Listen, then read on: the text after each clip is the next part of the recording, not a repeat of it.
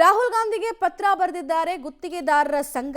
ಕಾರಣ ಈಗಾಗಲೇ ಬಾಕಿ ಇರುವಂತಹ ಬಿಲ್ ಮೊತ್ತದ ವಿಚಾರದಲ್ಲಿ ಹಲವು ಸಲ ಸರ್ಕಾರದ ಗದ ತೊಟ್ಟಿದ್ರೂ ಕೂಡ ಪ್ರಯೋಜನ ಆಗ್ತಾ ಇಲ್ಲ. ಸರ್ಕಾರ ವರ್ಸಸ್ ಗುತ್ತಿಗೆದಾರರ ಸಂಘದ ಜಟಾಪಟಿ ತಾರಕಕ್ಕೇರ್ತಾ ಇದೆ. ಈ ಮೂಲಕ ಗುತ್ತಿಗೆದಾರರಿಗೆ 38,000 ಕೋಟಿಯನ್ನ ಬಾಕಿ ಉಳಿಸಿಕೊಂಡಿರುವಂತಹ ಆರೋಪ ಸರ್ಕಾರದ ಮೇಲಿದೆ. ಮಾರ್ಚ್ 5ನೇ ತಾರೀಕು ಪ್ರತಿಭಟನೆಗೆ ಗುತ್ತಿಗೆದಾರರ ಸಂಘ ಮುಂದಾಗಿದೆ.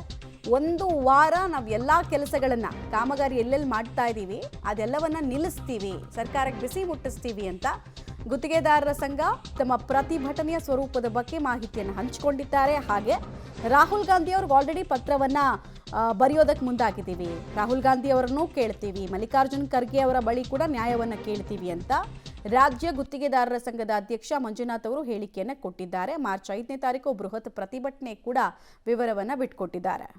ನಮ್ಮ ಗೌರವಾಧ್ಯಕ್ಷರು ಗುಲ್ಬರ್ಗದವರಾಗಿ ಇರೋದ್ರಿಂದ ಶೇಖ್ಜಿ ಅವರು ಅಪಾಯಿಂಟ್ಮೆಂಟ್ ತೊಗೊಂಡಿದ್ದಾರೆ. ನೆಕ್ಸ್ಟ್ ವೀಕಲ್ಲಿ ನಾವು ಮಲ್ಲಿಕಾರ್ಜುನ ಖರ್ಗೆ ಸಾಹೇಬರಿಗೆ ಭೇಟಿ ಮಾಡುವಂಥ ಕೆಲಸ ಮಾಡ್ತೀವಿ. ಅದಕ್ಕಿಂತ ಮುಖ್ಯವಾಗಿ ನಾವೇನಾಗುತ್ತೆ 5/3 ನಾವು ಏನಾದ್ರು ಇದಾಗಲಿಲ್ಲ ಅಂದರೆ ನಾವು ಡೈರೆಕ್ಟಾಗಿ ನಾವು ಗವರ್ನರ್ಗೆ ಅವ್ರಿಗೂ ಸಹ ಇವತ್ತು ಅಪಾಯಿಂಟ್ಮೆಂಟ್ ತೊಗೊಳೋದಕ್ಕೆ ನಮ್ಮ ಕಾರ್ಯಾಧ್ಯಕ್ಷರು ದಿನೇಶ್ ಅವರಿಗೆ ನಾವು ವಹಿಸಿದ್ದೀವಿ. ಅವರು ಸಹ ಅಪಾಯಿಂಟ್ಮೆಂಟ್ ತೊಗೊತಾರೆ, ಅವ್ರನ್ನೂ ಭೇಟಿ ಮಾಡಿ ಇದು ಮಾಡ್ತೀವಿ. ನಾವು ಯಾಕೆ ಹೇಳ್ತೀವಿ ಅಂದರೆ ನಮ್ಮನ್ನು ಕೆಣಕಕ್ಕೆ ಹೋಗಬೇಡಿ ಮಾನ್ಯ ಮುಖ್ಯಮಂತ್ರಿಗಳೇ. ನಿಮ್ಗೆಲ್ರಿಗೂ ನಾನು ಮನವಿ ಮಾಡ್ಕೊಂಡಿದ್ದೀನಿ ಅಂದರೆ ಕಾಂಟ್ರಾಕ್ಟ್ರುಗಳು ಪ್ರಾಮಾಣಿಕವಾಗಿದ್ದಾರೆ. ನಮ್ಮ ದುಡ್ಡು, ನಮ್ಮ ಒಡವೆ, ನಮ್ಮ ವಸ್ತ್ರ, ನಮ್ಮ ಶ್ರಮ. ನಿಮಗೆ ಒಳ್ಳೆ ಹೆಸರು ಬರಬೇಕಂದ್ರೆ ಕಾಂಟ್ರಾಕ್ಟ್ರುಗಳಿಂದನೇ. ನಿಮ್ಗೆ ಒಳ್ಳೆ ಏನಾದ್ರು ನಿಮ್ಮ ಸರ್ಕಾರಕ್ಕೆ ಒಳ್ಳೆ ಹೆಸರು ಬರಬೇಕು, ಒಳ್ಳೆ ಕೆಲಸಗಳು ಆಗಬೇಕು ಅಂದರೆ ಕಾಂಟ್ರಾಕ್ಟ್ರುಗಳಿಂದನೇ. ನಾವು ಭಾಳ ಕಷ್ಟಪಟ್ಟು ಕೆಲಸ ಮಾಡ್ತೀವಿ, ನಮ್ಮ ದುಡ್ಡು ನಮಗೆ ಕೊಡಿ ಸ್ವಾಮಿ. ಇಷ್ಟು ಬಿಟ್ಟುಬಿಟ್ರೆ ನಾವು ನಿಮ್ಮ ಮುಂದೆ ಏನೂ ಕೇಳೋದಿಲ್ಲ. ಬೇರೆ ವ್ಯವಸ್ಥೆಗಳೆಲ್ಲ ಇರ್ತವೆ, ಅದು ಸಹ ಅಷ್ಟೇ.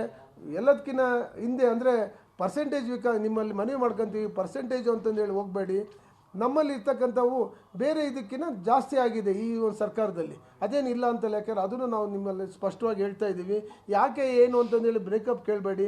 ಯಾಕೆಂದರೆ ನಾವು ಹೇಳಿದ್ವಲ್ಲ, ನಮ್ಮ ಹಿಂದೆ 1.5 ಲಕ್ಷ ಜನ ನಮ್ಮ ಹಿಂದೆ ಪಾಪ ಅವರಿಗೆ ತೊಂದರೆ ಆಗಬಾರ್ದು ಅನ್ನೋ ಒಂದು ದೃಷ್ಟಿಯಿಂದ ಇಲ್ಲ ಸರ್. 5ನೇ ತಾರೀಕು ಸ್ಟ್ರೈಕ್ ಮಾಡ್ತಾ ಇದ್ದೀವಿ. ಕೆಲಸ ನಿಲ್ಲಿಸ್ಬಿಟ್ಟು 5/3 ಕೆಲಸ ಇಲ್ಲ ಡೆಡ್ಲೈನ್ ಅಲ್ಲ ಸಾಹೇಬ್ರೆ.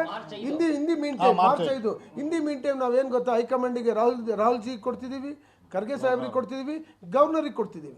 ಯಾಕೆಂದರೆ ನಾವು ಅದರೊಳಗೆ ಕೊಡ್ತಾ ಇದ್ದೀವಿ. ಆಮೇಲೆ ಇಡೀ ರಾಜ್ಯ 31 ಜಿಲ್ಲೆ ಪ್ರವಾಸ ಮಾಡ್ತಾ ಇದ್ದೀವಿ, ಎಲ್ಲ ಕಡೆನೂ ಹೋಗ್ತೀವಿ. ಮೀಟಿಂಗ್ ಗುತ್ತಿಗೆದಾರರ ಸಂಘ ಇದೇ ಫಸ್ಟ್ ಟೈಮ್ ಅಲ್ಲ ಹೀಗೆ ಆಡ್ತಾ ಇರೋದು. ಲಾಸ್ಟ್ ಒಂದು ವರ್ಷದಿಂದ ಕೂಡ ಅವ್ರ ಸಮಸ್ಯೆ ಬಗ್ಗೆ ಸರ್ಕಾರದ ಬಳಿ ಸಿದ್ದರಾಮಯ್ಯ ಅವ್ರ ಬಳಿ ಕೇಳಿದ್ರು, ಡಿ.ಕೆ. ಶಿವಕುಮಾರ್ ಅವ್ರ ಬಳಿ ಕೇಳಿದ್ರು, ಪ್ರಧಾನಿಗಳಿಗೆ ಪತ್ರ ಬರೆದ್ರು. ಬಟ್ ಆದರೂ ನಮ್ಮ ಸಮಸ್ಯೆ ಬಗೆಹರಿತಾ ಇಲ್ಲ, ಇದರಿಂದ ನಮಗೆ ಜೀವನ ಮಾಡೋದಕ್ಕಾಗ್ತಾ ಇಲ್ಲ. ಒಂದ್ಸಲ ಬಿಲ್ ಬಾಕಿ ಇದ್ದರೆ ಒಂದು ಇನ್ವೆಸ್ಟು ಮಾಡಿರ್ತಾರೆ ಗುತ್ತಿಗೆದಾರರು, ಅದು ಅಲ್ಲಿಗೆ ನೀರಲ್ಲಿ ಹೋಮ ಮಾಡ್ದಂಗೆ ಆಯಿತು. ಎರಡನೇದು ಬದುಕು ಹೆಂಗೆ ಸಾಕ್ಸೋದು ನಾವು ಅಂತ ಕೇಳ್ತಾ ಇದ್ದಾರೆ. ಅವ್ರ ಹತ್ರ ಒಂದು ಡೀಟೇಲ್ಸ್ ಇದೆ, ಯಾವ್ಯಾವ ಇಲಾಖೆಯಿಂದ ಎಷ್ಟೆಷ್ಟು ದುಡ್ಡು ಬಾಕಿ ಇದೆ ಅಂತ. 7 ಸಚಿವರ ವಿರುದ್ಧ ಗುತ್ತಿಗೆದಾರರು ಗಂಭೀರವಾದಂತಹ ಆರೋಪ ಮಾಡ್ತಾ ಇದ್ದಾರೆ. 7 ಇಲಾಖೆಗೆ ಸಂಬಂಧಪಟ್ಟಂತೆ. ಹಾಗೆ ಕಲ್ಯಾಣ ಕರ್ನಾಟಕದ 7 ಸಚಿವರಿದ್ದಂತಹ ಖಾತೆಯಿಂದಲೇ ನಮಗೆ ಸಮಸ್ಯೆ ಆಗಿದೆ. ಯಾವ ಇಲಾಖೆಯಲ್ಲಿ ಎಷ್ಟೆಷ್ಟು ಪರ್ಸೆಂಟೇಜ್ ಕೊಡಬೇಕು, ಮಾರ್ಚ್ 5ನೇ ತಾರೀಕು ದಾಖಲೆಯನ್ನು ನಾವು ಬಿಡುಗಡೆ ಮಾಡಬೇಕಾಗತ್ತೆ, ಹುಷಾರ್. ನಮ್ಮ ಹತ್ರ ದಾಖಲಾತಿಗಳಿದ್ದಾವೆ, ಪರ್ಸೆಂಟೇಜ್ ಇಲ್ಲ ಅಂದರೆ ಕೆಲಸಗಳು ಆಗ್ತಾ ಇಲ್ಲ. ಬಟ್ ಪರ್ಸೆಂಟೇಜನ್ನು ಭರಿಸೋ ಶಕ್ತಿ ನಮ್ಮಲ್ಲಿಲ್ಲ ಅನ್ನೋದನ್ನು ಮಂಜುನಾಥ್ ಅವರು ಇದೇ ವೇಳೆ ಆರೋಪವನ್ನು ಮಾಡಿದ್ದಾರೆ. ಇಲ್ಲಿ ತನಕ ಯಾರ್ಯಾರು ಈ ಪರ್ಸೆಂಟೇಜ್ ವಿಚಾರವನ್ನು ಬಾಯ್ಬಿಟ್ಟಿದ್ದಾರೋ ಅವ್ರು ಯಾರು ಇಲ್ಲಿ ತನಕ ದಾಖಲಾತಿಗಳನ್ನು ಕೊಟ್ಟಿಲ್ಲ. ಈಗ ಇವರು ಅದನ್ನೇ ಹೇಳ್ತಿದ್ದಾರೆ. ಬಟ್ ನೋಡ್ಬೇಕು ದಾಖಲಾತಿ ನಿಜವಾಗ್ಲೂ ರಿಲೀಸ್ ಆಗುತ್ತಾ ಅಂತ. ಡೀಟೇಲ್ಸ್ ಕೊಡ್ತಾರೆ ಪವಿತ್ರ ನೇರ ಸಂಪರ್ಕದಲ್ಲಿ. ಪವಿತ್ರ, ಈಗ 7 ಸಚಿವರ ವಿರುದ್ಧ ಗುತ್ತಿಗೆದಾರರು ಗಂಭೀರ ಆರೋಪ ಮಾಡ್ತಾ ಇರೋದು. ಪ್ರತಿ ಸಲ ಈ ರೀತಿ ಪ್ರತಿರೋಧ ತೋರ್ಬೇಕಾದ್ರೆ ಕೂಡ ನಾವು ದಾಖಲೆಗಳನ್ನು ಬಿಚ್ಚಿಡ್ತೀವಿ ಅಂತಾರೆ. ಇಲ್ಲಿ ತನಕ ಯಾವೊಬ್ಬರ ಮೇಲೂ ನಿರ್ದಿಷ್ಟವಾದ ದಾಖಲೆಗಳು ರಿಲೀಸ್ ಆಗಿಲ್ಲ. ಈಗ ಪ್ರತಿಭಟನೆ ಬೇರೆ ಅಂತಿದ್ದಾರೆ. ಯಾವಾಗ ಪ್ರತಿಭಟನೆ ಆಗುತ್ತೆ? ರಾಹುಲ್ ಗಾಂಧಿ ಅವ್ರಿಗೆ ಏನಂತ ಪತ್ರ ಬರೆಯೋದಕ್ಕಿದ್ದಾರೆ?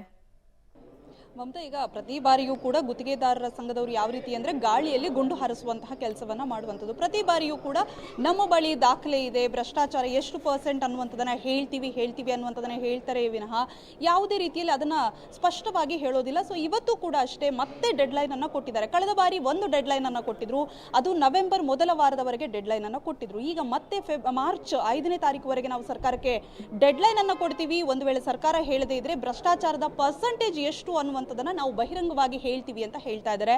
ಇನ್ನೊಂದು ಕಡೆಗೆ ರಾಹುಲ್ ಗಾಂಧಿ ಅವರಿಗೆ ಪತ್ರ ಬರಿತೀವಿ, ಮಲ್ಲಿಕಾರ್ಜುನ ಖರ್ಗೆ ಅವರಿಗೆ ಪತ್ರವನ್ನ ಬರಿತೀವಿ ಅಂತ ಹೇಳ್ತಾ ಇದ್ದಾರೆ. ಜೊತೆಗೆ ಇನ್ನೊಂದು ಗಂಭೀರವಾಗಿರುವಂತಹ ಆರೋಪವನ್ನ ಮಾಡ್ತಾ ಇದ್ದಾರೆ. ಕಳೆದ ಸರ್ಕಾರಕ್ಕಿಂತ ಈ ಸರ್ಕಾರದಲ್ಲಿ ಅತಿ ಹೆಚ್ಚು ಭ್ರಷ್ಟಾಚಾರ ನಡೀತಾ ಇದೆ, ಪರ್ಸೆಂಟೇಜ್ ಕೂಡ ಜಾಸ್ತಿ ಆಗ್ತಾ ಇದೆ ಅನ್ನುವಂತಹ ಗಂಭೀರವಾಗಿರುವಂತಹ ಆರೋಪವನ್ನ ಮಾಡ್ತಾ ಇದ್ದಾರೆ. ಕಲ್ಯಾಣ ಕರ್ನಾಟಕ ಭಾಗದಲ್ಲಿ ಒಟ್ಟು 7 ಜನ ಸಚಿವರಿಂದ ನಮಗೆ ಅನ್ಯಾಯ ಆಗ್ತಾ ಇದೆ, ನಮಗೆ ಪದೇ ಪದೇ ನಮ್ಮ ಹಣವನ್ನ ಬಿಡುಗಡೆಗೆ ಕಾಟವನ್ನ ಕೊಡ್ತಾ ಇದ್ದಾರೆ, ಈ ರೀತಿಯ ಮಾತುಗಳನ್ನ ಹೇಳ್ತಾ ಇದ್ದಾರೆ. ಈ ಬಾರಿಯ ಪತ್ರಿಕಾಗೋಷ್ಠಿಯಲ್ಲಿ ಹೊಸದಾಗಿರುವಂತಹ ಅಂಶ ಏನು ಹೇಳಿದ್ರು ಅಂದ್ರೆ, ಒಂದು ಏಜೆಂಟರ್ಗಳ ಮೂಲಕ ಆಯಾಯ ಇಲಾಖೆಯಲ್ಲಿ ನಮಗೆ ದುಡ್ಡನ್ನ ಡಿಮ್ಯಾಂಡ್ ಮಾಡ್ತಾ ಇದ್ದಾರೆ, ನಮಗೆ ಕೇಳ್ತಾ ಇದ್ದಾರೆ, ನಾವು ಕೇಳದೆ ಹೋದ್ರೆ ಅವ್ರಿಗೆ ಬೇಕಾದವರಿಗೆ ಟೆಂಡರ್ ಅನ್ನ ಕೊಡ್ತಾ ಇದ್ದಾರೆ. ಅದರಲ್ಲೂ ಕೂಡ ನಗರಾಭಿವೃದ್ಧಿ ಇಲಾಖೆಯಲ್ಲಿ ಈ ಒಂದು ಏಜೆಂಟರ ಕೆಲಸ ಹೆಚ್ಚಾಗ್ತಾ ಇದೆ ಅನ್ನುವಂತಹ ಆರೋಪವನ್ನ ಮಾಡ್ತಾ ಇದ್ದಾರೆ. ನೋಡ್ಬೇಕು ಈಗ ಗುತ್ತಿಗೆದಾರರ ಸಂಘದ ಆರೋಪಕ್ಕೆ ಸಿಎಂ ಸಭೆಯನ್ನ ಕರೀತಾರ, ಏನ್ ಮಾಡ್ತಾರೆ ಅನ್ನುವಂಥದ್ದನ್ನ. ಧನ್ಯವಾದ ಪವಿತ್ರ ತಮ್ಮ ಮಾಹಿತಿಗಾಗಿ.